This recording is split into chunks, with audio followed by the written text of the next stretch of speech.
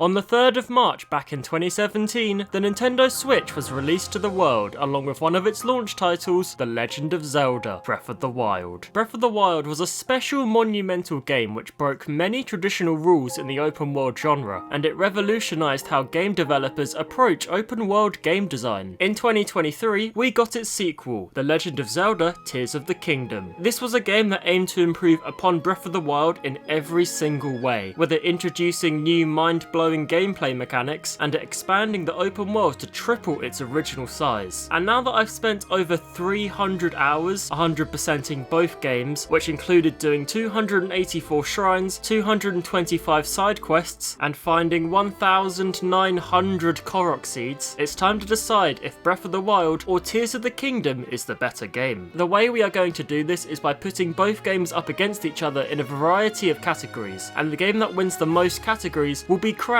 the overall winner. So without further ado, let's kick off with our first category. Story. Many essential building blocks make up a good Zelda game, and one of those for me is the story. So let's decide if either Breath of the Wild or Tears of the Kingdom has the better story. Breath of the Wild starts off with Link waking up in the Shrine of Resurrection after a 100-year slumber. Link then shortly finds an old man who helps him start to recover his abilities and some of his lost memories. The old man eventually tells Link what happened 100 years ago when a great evil known as the Calamity Ganon appeared on Zelda's 17th birthday to destroy the entirety of Hyrule. Unable to be destroyed, Calamity Ganon was trapped in Hyrule Castle by Zelda, who has been fighting this calamity for the past 100 years. So Link has to defeat Calamity Ganon to save Princess Zelda before Calamity Ganon grows too much in power and destroys the world. And Link also has to travel to all 4 divine beasts across the world that are ancient mechanical war constructs that were once ruled over by Hyrule champions, but Calamity Ganon has taken possession over them, so Link has to go and retake control over them. One more thing that's important to mention is that during your travels, you may come across certain spots in the overworld that allows Link to suddenly remember something that happened 100 years ago before his deep slumbering sleep. These memories give you a lot more context to what happened in Hyrule before and during Calamity Ganon's takeover, and what Link and Zelda's relationships were like with each other and the champions. Tears of the Kingdom's story picks up a couple of years after the events of Breath of the Wild, with Link and Zelda exploring a cavern beneath Hyrule Castle. While exploring, they come across a very undead looking Ganondorf, who then conveniently wakes up. Ganondorf corrupts Link's arm, draining him of all his power, shatters the Master Sword, lifts Hyrule Castle into the sky, and causes Zelda to fall into the unknown. Link then wakes up on a sky island, and he finds himself with a brand new arm. He then comes across the spirit of Rauru, who tells Link about the events that just happened and how he has given Link his own arm as a replacement. After Link runs around this great sky island learning some new abilities thanks to his new arm, he then dives back down to the surface below in order to find Zelda and destroy Ganondorf for good. That's a basic non-spoilery overview of the story in both games. So, which game of the two has the best story? Well, thankfully, this is one of the easier categories to decide a winner for, as Tears of the Kingdom's story is way more intriguing and interesting compared to Breath of the Wild's. That's not to say that Breath of the Wild's story is bad, as the story definitely has some very memorable and pretty hard-hitting emotional moments, but it is quite simple, and it's definitely one of the weaker elements in that game. If you think about it, the whole story essentially just boils down to saving Princess Zelda from Calamity Ganon, and there's not a lot of mysterious or surprising plot twists. In Tears of the Kingdom, however, while the story is again about saving Zelda and defeating Ganon, there are many more mysteries that need solving and questions that need answering. What happened to Zelda when she fell down that hole? Where is Zelda? Where is Ganondorf? What happened to the Master Sword? Why did Hestu lose all his Korok seeds again? Seriously, Hestu, why do you do this? And as you make progress through the story, there are so many moments that will catch you off guard. Moments that will make you go, oh, when you figure out the answers to some of the questions laid out at the start of the adventure. And there are moments that will leave you with tears flooding out from your eyes. And it's for that reason why Tears of the Kingdom wins the story category. Overworld. One of the many reasons why Breath of the Wild was such a big deal when it launched was because it was the first open world Zelda game we ever got. The entirety of Hyrule was recreated onto one huge open world map for you to explore, and the world has been split up into 8 main geographical regions, including the Lanayru region, where you can find Zora's domain, the Edlin region, which is a hot volcanic region that the Goron are at, the Gerudo region is where you can find the thick Gerudo woman hanging hanging out in the desert, and there's the Herba region, which is home to lots of snowy mountains and the Rito. You will notice, however, that your map at the beginning of the game is split into 15 different sections, and that's because there are 15 different towers across the world to find. Once you climb up these towers, you can use your Sheikah Slate to extract data from the towers, which will give you a detailed map of the surrounding area. This will help you find other landmarks such as various villages and towns that you can visit to pick up some side quests, rest at the inn, or you can browse the various shops to pick up some more items or armor. Other points of interest in the world include stables where you can register and take out horses, ruins which will usually contain some hidden treasure, and the ancient tech labs which you can visit to get some very cool stuff that you are going to want to have. There are also the shrines you can find, which I'll talk about later. Oh, and how can I forget the Korok seeds? There are 900 of these to find around the world, and even though some people think that these are the worst feature in the game, I love the Koroks with all my heart and will protect them at all costs. Now, Tears of the Kingdom uses the same base overworld as Breath of the Wild, however, there have been some big additions made to the overworld. One of the big ones is the introduction of caves. There are over 100 caves to find and explore across the overworld. In these caves are some enemies, but also some really good loot you're going to want to get your hands on. Wells also now have a purpose in Tears of the Kingdom, as you can jump into them to enter a mini chasm, which may contain some good loot. What's pretty cool about exploring the overworld in Tears of the Kingdom is that you can find new locations in the game that weren't originally in Breath of the Wild, and you can see how the towns and villages from the previous game have evolved over time in Tears of the Kingdom. And there are also many obvious and subtle changes to be found across the overworld. One of the most obvious changes is the disappearance of the Guardians and Divine Beasts, which I do think is a bit strange, but some theories suggest that all the Sheikah technology from Breath of the Wild was dismantled and that the technology is now being used for other purposes. Along with these overworld changes, Tears of the Kingdom also introduces two huge new areas for you to explore. The first of these new areas is the Sky Islands, which are a series of islands floating around Hyrule, and on these islands are a lot of treasure chests, shrines, sub-bosses to fight, and more. Exploring these islands gives off some major Skyward Sword vibes, and I love visiting each of the Sky Islands in this game to see what sort of treasure I could find on each island. The second area introduced into Tears of the Kingdom is the Depths. This is a deep and dark place beneath the surface of Hyrule, where some of the most dangerous enemies can be found. We will talk more about the different enemy types later on, but I will say that there are a lot of sub-bosses within the Depths, and all the enemies down here are covered in a gloom substance, so when they attack you, they will deal permanent damage to your health. Even if you try to heal up by eating regular food, your health won't increase unless you eat dishes targeted towards healing up gloom hearts. Or you can instead travel to one of the 120 light roots in the Depths. The light roots are massive tree roots found in the Depths, and visiting these light roots will light up the surrounding area, which also fills out a part of your map in the Depths, and they can restore any shattered hearts that have been affected by gloom damage. A cool little secret you may not know, by the way, is that all the light roots are directly below the shrines you can find in the overworld, so you can use the shrines you have found in the world to help you pinpoint the locations of the light roots in the Depths, or you can flip it and use the light roots to help you find shrines in the overworld. Another fun fact for you is that the names of the light roots correspond to the name of the shrines above them, but it's in reverse. Pretty cool, right? The Depths also have many other places for you to visit, such as Yiga clan bases, the abandoned mines, bargainer statues, and more. Exploring the Depths is one of the things that people loved doing the most in Tears of the Kingdom, and along with the addition of the Sky Islands and the drastic changes made to the overworld, it's very easy for me to declare Tears of the Kingdom the winner of the overworld category. Abilities. Next up, we are going to be talking about the different abilities Link has in each game. In Breath of the Wild, Link has 4 main abilities he can perform thanks to his Sheikah Slate. The first is Remote Bombs, which lets Link throw either a cube or spherical bomb that can be detonated remotely. The remote bombs can be used to solve a variety of puzzles in the game, to blast away obstacles, or to damage enemies. The second ability is Stasis, which lets Link temporarily make objects stop moving. While the object is stuck in stasis, you can then whack it with your weapon to build up momentum, then once the stasis effect runs out, the object will be sent flying into the distance. Stasis can also be used on enemies, as you can temporarily freeze enemies, which then allows you to either make a quick escape, or you can go completely ham on the enemy and kill the thing while it's stuck in place. The next ability we have is Magnesis, which lets Link move any object that is made of metal, which includes weapons and treasure chests. This makes this ability especially useful when trying to fish out treasure chests from the water, and you can also taunt enemies by moving around their weapons, which is pretty funny. The final main ability is Cryosis, which lets you create up to 3 frozen ice blocks on the water at a time. Unfortunately, Cryosis is the weakest of the 4 main abilities, since the scenarios for when you need to use this ability are very limited, outside of a few set puzzles and shrines, and for when you want to cross a river. The Sheikah Slate also grants Link access to a camera, and if you complete the game's second DLC pack, you then get rewarded with one final hidden ability which grants Link access to the Master Cycle Zero. This ability will summon a motorcycle for Link that he can use to ride all around Hyrule. Easily the best ability in Breath of the Wild. It's rad as flip. The Sheikah Slate isn't the only thing that grants Link with various abilities. As you progress through the game, Link will be able to unlock the champion abilities. These are extremely powerful abilities in the game that can only be used a set number of times before they need to be recharged before Link can use them again. The first of these abilities is Mipha's Grace, which will save Link from death and fully heal him. The second is Daruk's Protection, which will deflect and protect Link from any incoming attack. The third is Urbosa's Fury, which will summon lightning to strike enemies when performing a spin attack. And the final champion's ability is everyone's favourite, Revali's Gale, which summons a gust of wind to launch you up into the air, allowing you to gain tremendous height, and it makes traversal around areas a lot easier. So that's all the abilities Link has in Breath of the Wild. So now let's talk about Link's abilities in Tears of the Kingdom, and thanks to Link gaining a new arm in that game, he now has a completely new set of abilities. The first of these new abilities is Ultra Hand, which is basically Magnesis from Breath of the Wild, but now it's on steroids. Ultra Hand allows Link to pick up almost any object, and then you can move it, rotate it, or stick it onto another object to create some sort of crazy construction. Ultra Hand has way more uses compared to Magnesis, as Tears of the Kingdom encourages you to use the Ultra Hand ability a lot more often to solve many of the game's shrines and puzzles, and it encourages you to build lots of crazy constructions that can be used to help you traverse across the overworld. There's even a new giant side activity that revolves around Ultra Hand, where Link has to help Addison, the sign guy, put up a bunch of signs advertising Hudson's construction. These are fun little puzzles to take part in, although every time I do one of these puzzles, I do have to look at Addison's god-awful trim. That is not a hairstyle I am a fan of. The next new ability in Tears of the Kingdom is Fuse, which allows you to attach almost any material or object to your equipment. Fusing can increase the amount of damage your weapons or arrows do, it can increase the durability of your weapon or shield, and certain items can even add new properties to your fused equipment. To give you a couple of examples, fusing a boulder to your weapon will increase the weapon's damage and durability, fusing an eyeball to your arrow will turn it into a homing arrow that locks onto enemies, fusing a bomb flower to an arrow will make the arrow explode upon impact, and fusing a minecart to your shield allows you to grind on rails. The third new ability in Tears of the Kingdom is Ascend, which lets Link rise upwards and travel through solid objects such as ceilings, mountains, and even certain enemies. This is an extremely useful ability as it makes vertical travel almost effortless, as you can quickly escape caves, scale tall vertical structures, and you can even use Ascend to get out of the depths in certain places, which is really cool. It's also pretty funny when you use Ascend in a cave or something, and you end up popping out in a very awkward spot.